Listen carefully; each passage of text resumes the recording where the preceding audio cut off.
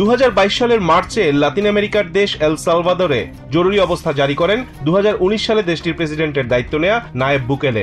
সহিংস ঘটনায় 2 দিনে 76 জন নিহত হবার পর নায়েব বুকেলের অনুরোধে জরুরি অবস্থা অনুমোদন দেন দেশটির আইন প্রণেতারা। জরুরি অবস্থা জারির পর দেশটিতে 81,000 মানুষকে গ্রেপ্তার করে দেশটির নিরাপত্তা বাহিনী। আটক থাকা অসংখ্য অপরাধীদের রাখা হয়েছে দেশটির বিভিন্ন কারাগারে, এর মধ্যে অন্যতম সেকট কারাগার।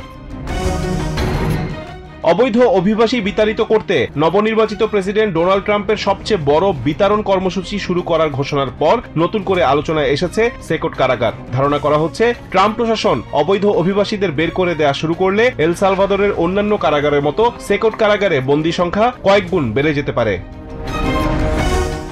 রাজধানী সেন সালভাদোর থেকে সড়কপথে 1.5 ঘন্টার দূরত্বে একটি পাহাড়ে সুরক্ষিত একটি দুর্গের মতো ভবনে স্থাপন করা হয়েছে সেকট কারাগার। আকারে 60টি ফুটবল স্টেডিয়ামের সমান জায়গার উপর নির্মাণ করা উচ্চ নিরাপত্তার এই কারাগারে থাকা বন্দীদের সম্পর্কে বলা হয় এরা খারাপের চেয়েও খারাপ। এই কারণে 24 ঘন্টা কঠোর নিরাপত্তায় রাখা হয় তাদের।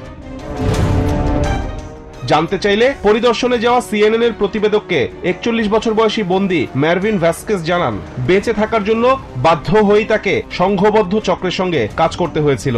ম্যারভিন জানান, ক্রেজি ক্রিমিনাল নামের একটি গ্রুপের নেতা ছিলেন তিনি। প্রথা অনুযায়ী শরীরে গ্যাংয়ের ট্যাটুও করিয়ে নিয়েছিলেন। অন্ধকার সেই জীবনের চেয়ে জেল জীবনেই স্বস্তিতে রয়েছেন বলে সিএনএন কে জানান ম্যারভিন। অন্যান্য কারাগারের মতো কঠোর নিরাপত্তা ব্যবস্থার মধ্যে রাখা সেকট কারাগারেও বন্দীদের মানবাধিকার লঙ্ঘন নিয়ে অভিযোগ রয়েছে। তবে কারাগার কর্তৃপক্ষের দাবি, ভয়ঙ্কর অপরাধীদের সমাজ থেকে বিচ্ছিন্ন রেখে শাস্তি নিশ্চিত করতে সঠিকভাবেই কাজ করছেন তারা। এদিকে গত সপ্তাহে এল সালভাদোরে ভ্রমণের ক্ষেত্রে আমেরিকার নাগরিকদের সতর্কতা কিছুটা শিথিল করেছে স্টেট ডিপার্টমেন্ট। এর কারণ হিসেবে বলা হয়েছে, গত 2 বছরে দেশটিতে সহিংসতা উল্লেখযোগ্য হারে কমেছে।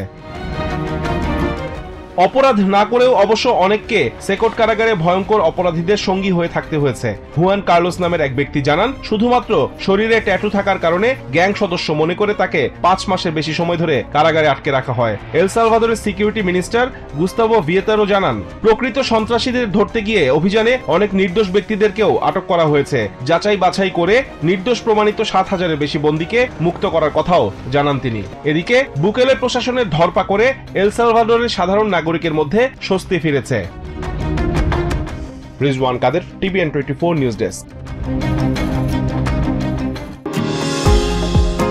নিউ ইয়র্ক থেকে সম্প্রচারিত টিভিএন 24 টেলিভিশন বিশ্বজুড়ে বাঙালির কণ্ঠস্বর।